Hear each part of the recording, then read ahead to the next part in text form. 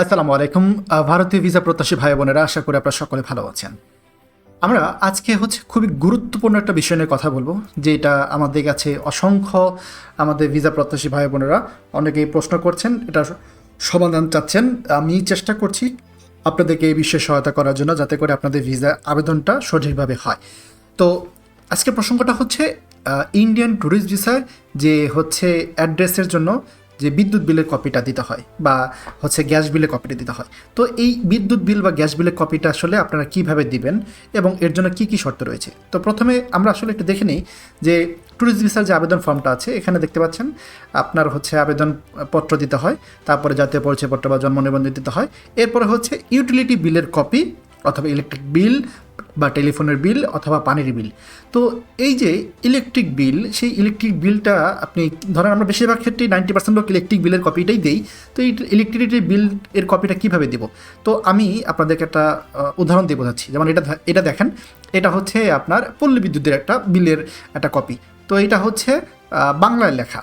তো অনেকেই আমাদেরকে প্রশ্ন করছেন যে নতুন নিয়মের কারণে অনেকে দেখা যাচ্ছে যে ট্রেড লাইসেন্সটা আছে সেটা নোটারি করতে বলছে ইংরেজিতে। তো পল্লী বিদ্যুতের যে বিলের কপিটা আছে সেটা তো বাংলায় আসে, তাহলে কি সেটাও নোটারি করতে হবে?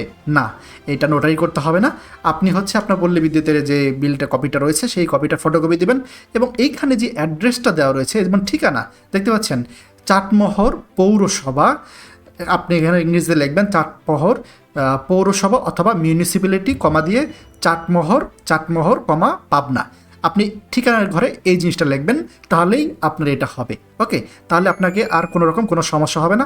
আপনাকে এই যে বিদ্যুৎ বিলের কপিটা আছে, সেই বিদ্যুৎ বিলের কপিটা আপনার কোনো রকম কোনো নোটারি দিতে হবে না। আপনি বাংলার এই বিলটা কপি, কালার কপি বা সাদা কালো কপি দিলেই চলবে।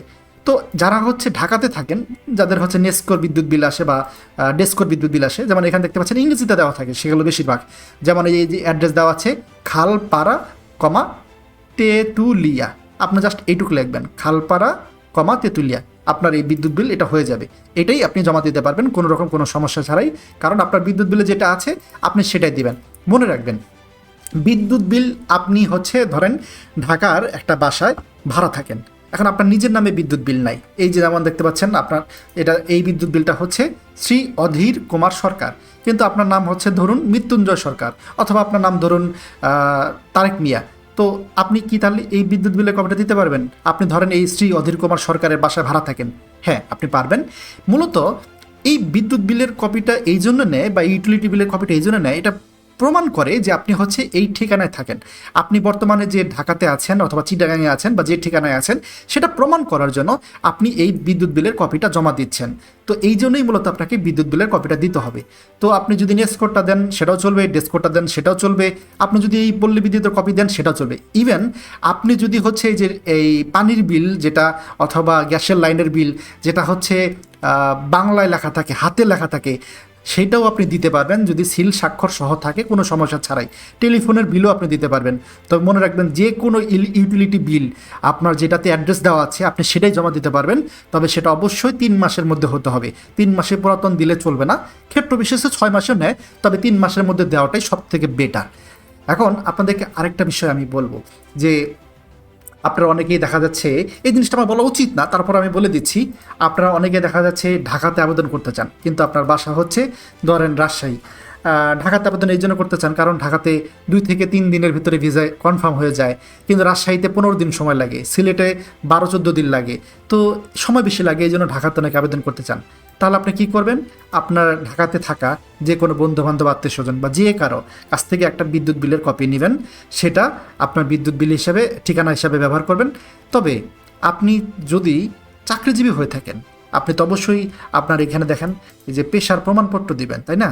পেশাগত প্রমাণপত্র, ধরেন আপনি চাকরি করেন, আপনার বাসা রাজশাহী, রাজশাহীর একটা কোম্পানিতে আপনি চাকরি করেন, আপনি এই যে এনওসি দিয়েছেন, এনওসিতে আপনার নাম দেওয়া আছে, অ্যাড্রেস দেওয়া আছে রাজশাহী, কিন্তু আপনি বিদ্যুৎ বিলের কপি দিলেন ঢাকায়। বিষয়টা মানানসই হলো না। যে ভিসা অফিসার আছে সে এটা বুঝতে পারবে যে আপনি ভুয়া বিদ্যুৎ বিলের কপি দিয়েছেন, কারণ আপনি চাকরি করেন রাজশাহীতে, আপনি বিদ্যুৎ বিলের কপি বা অ্যাড্রেস দিয়েছেন ঢাকার, তাহলে কিভাবে সম্ভব? আপনি ঢাকাতে কি করেন? আপনার চাকরি যদি রাজশাহীতে হয়ে থাকে, তাহলে তো আপনার এটা হচ্ছে না। তাহলে এই জিনিসটার ক্ষেত্রে আপনি যেটা করবেন, আপনি এনওসি যদি হয়ে থাকে বা ধরেন এনওসি অথবা আপনি যদি স্টুডেন্ট হয়ে থাকেন, তাহলে ঢাকার হচ্ছে আপনি যে কোনো একটা এনওসি বা পেশাগত জিনিস প্রমাণপত্র দিবেন এবং ঢাকার বিদ্যুৎ বিল দিবেন। মনে রাখবেন যে আপনি বিদ্যুৎ বিল যেখানে দিচ্ছেন বা ইউটিলিটি যেখানে দিচ্ছেন সেটার সাথে আপনার পেশাগত প্রমাণপত্রের একটা সামঞ্জস্য থাকতে হবে। ধরেন আপনি ঢাকার অ্যাড্রেস দিয়েছেন, আপনি ঢাকা মিরপুরে দিয়েছেন, কিন্তু আপনি চাকরি করেন নারায়ণগঞ্জ, এটা মানানসই।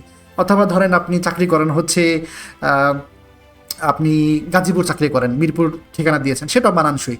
কিন্তু আপনি ঢাকার বিদ্যুৎ বিলের কপি দিয়েছেন, কিন্তু আপনি চাকরি করেন চিটাগাং, এটা কিন্তু মানানসই হবে না।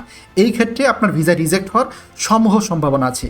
তাই আপনাদেরকে যেহেতু আমি বলে দিচ্ছি, আপনার যেহেতু সব কিছু আপনি একটু চেক করে দেখতে পারবেন, তাই আপনার ক্ষেত্রে এই জিনিসগুলো যদি আপনি মেনে চলেন, তাহলে আপনার বিদ্যুৎ বিল সংক্রান্ত সমস্যাগুলো সমাধান হয়ে যাবে।